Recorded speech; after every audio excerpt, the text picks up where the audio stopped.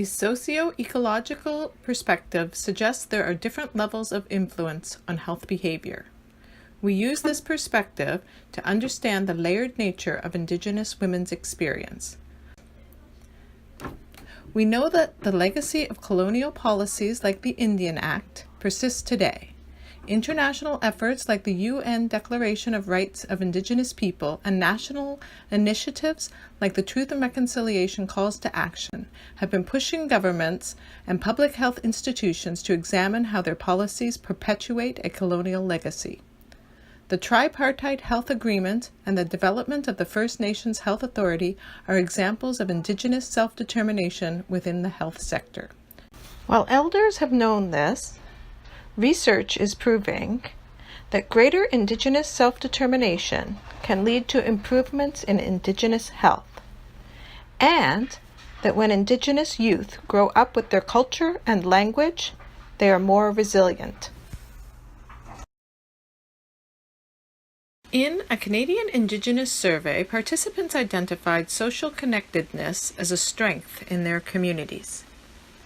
Indigenous perspectives remind us of the importance of considering the relational aspects of health and well-being.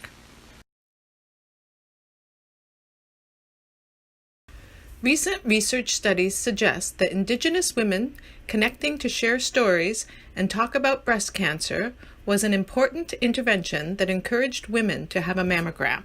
Other studies highlighted the benefit of using Indigenous peer navigators as an intervention to support women to have a mammogram.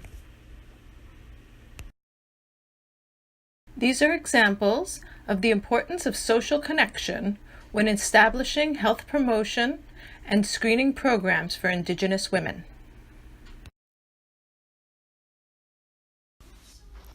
Chief Madabi of Ontario stated that the accumulated effect of life circumstances, over which many of our peoples have had no control, have put them at higher risk for poor health.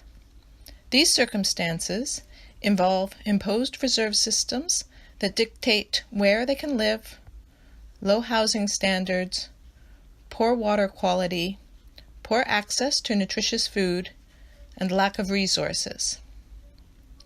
Chief Madabi's quote highlights the legacy of historic and current political structures on the day-to-day lives of Indigenous people, which also includes how healthcare services are accessed. Sometimes, issues with housing, food access, employment, and financial security compete with or complicate healthcare access. We hope that a socio-ecological perspective helped to understand the layered nature of Indigenous women's experience, and that access to health promotion and screening programs can be improved by Indigenous approaches to wellness.